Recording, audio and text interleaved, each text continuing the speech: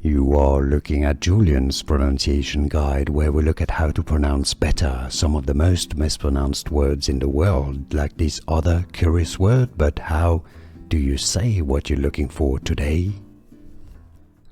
Let's learn once and for all how to pronounce those two different spellings of the same name. If you want to learn more names pronounced correctly, stay tuned. A name of Welsh origin, meaning the little one who shines, a beautiful name.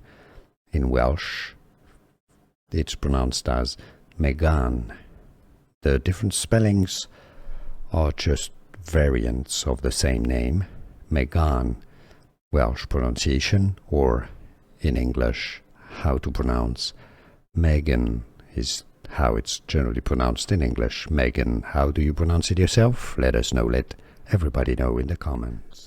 Here are more videos on how to pronounce more confusing words and names too many mispronounced. Like this video if you found it useful. I appreciate your support. I'll see you soon and thanks for watching.